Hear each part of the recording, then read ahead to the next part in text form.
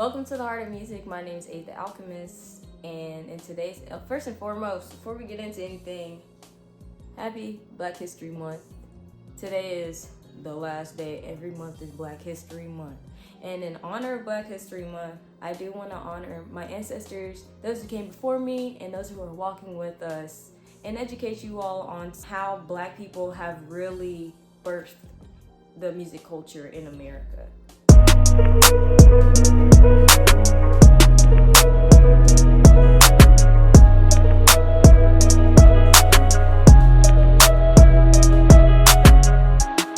So let's take it back to the enslaved days.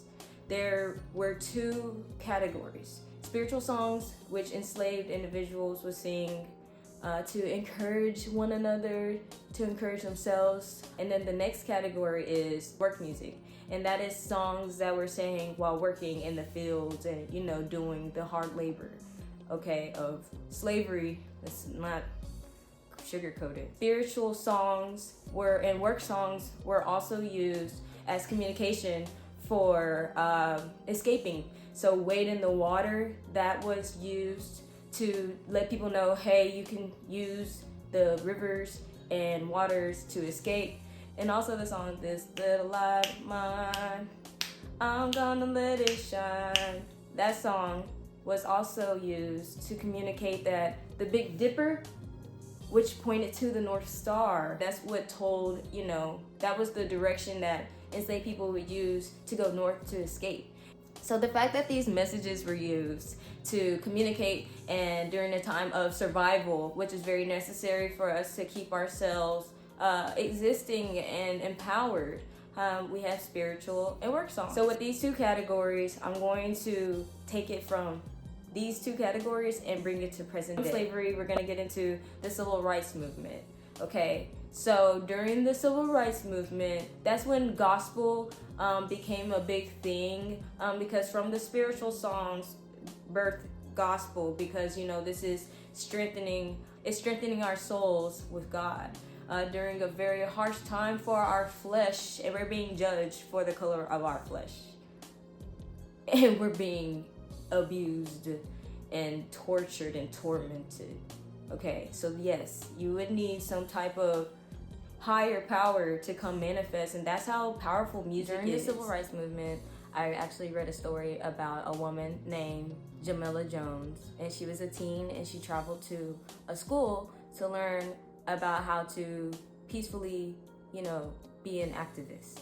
During that visit, the police came for racist reasons, obviously, and shut it down, and they literally had all the school lights off.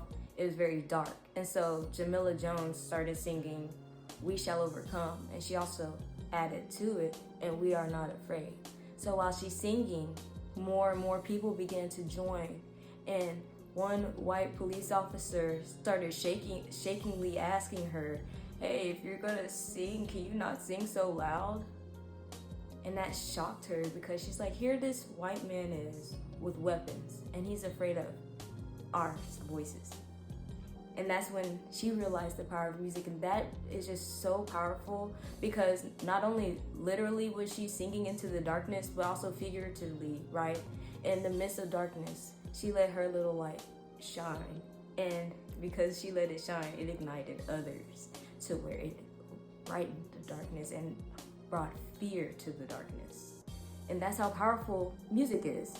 So we started off with spiritual songs, and then we have work, right? Now it's categorized. In these times, the spiritual songs are now classified as gospel, and the work songs become blues.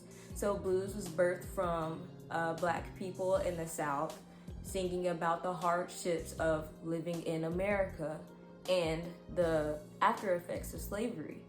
And from blues, we got rhythm and blues. And that's when jazz was birthed, which started in New Orleans. During this time, we have gospel music as well. So during the gospel music, gospel was very important, as the Black churches were the backbone of the civil rights movement during this time. And so we really used the lyrics and music that our people did who were enslaved to encourage our souls while we're going through the Jim Crow era, which never left. And also during the rhythm and blues time, so that's when we get Sam Cooke, I Know a Change Is Gonna Come. We get Nina Simone, who sings Mississippi Goddamn. She did that in response to the Medgar Evers murder. And then we also have James Brown, Say It Loud, I'm Black and I'm Proud. Don't get me wrong, I'm not really good with time frame, but also Motown was also a big success brought to Black people who could also sing about our issues. But it became so powerful that it shaped and changed America's whole music system. And it made America face the racial reality of what's going on. So we have the power of God, and then we have this speaking of our truth in the Black community. And if you think about it, blues is like what a lot of rappers sing about today, and rap actually came from rhythm and blues. You see how music kept our power, okay? So from rhythm and blues, now we're into hip hop, and that's when, you know, we really started being in your face about lyrics, and that's when, you know, we got Public Enemy. We also had Tupac and Biggie, which is a big cultural shift in white America as well, because now white kids in the suburbs want to be gangsters, right? And they want to rebel against their parents, and I'm about that. It's a cultural divide. This is bigger than the music. Oh no! Like Kendrick performing at the Super Bowl. I'm so disappointed in some of the responses that I saw, especially from Black people. I had to get on their ass on Instagram, not gonna cap. I'll get on their ass, yeah, somebody gotta do it. I'll make these niggas mad, yeah, somebody gotta do it. Because here we are, after all this history that I just gave you, a Black man in front of the biggest bigot dictator I've ever seen, and I think America's ever seen, performing and doing a big middle fingers up, middle fingers in the air, fuck it twice, oh yeah, to the president, and y'all talking about his ass, like what? Y'all really expected us to be dancing and shit. Them same men who made To Pimp a Butterfly, which I understand why the culture doesn't bring that up after all this Kendrick hype.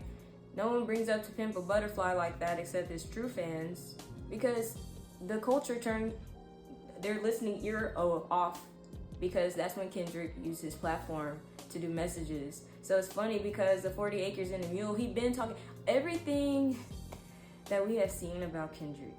He's been walking and talking like that if you really do your research. And I encourage you to do your research. And that should just be so empowering and make you feel so powerful during Black History Month that someone used their message for powerful, righteous rebellion. Niggas got shot for that, okay, not too long ago.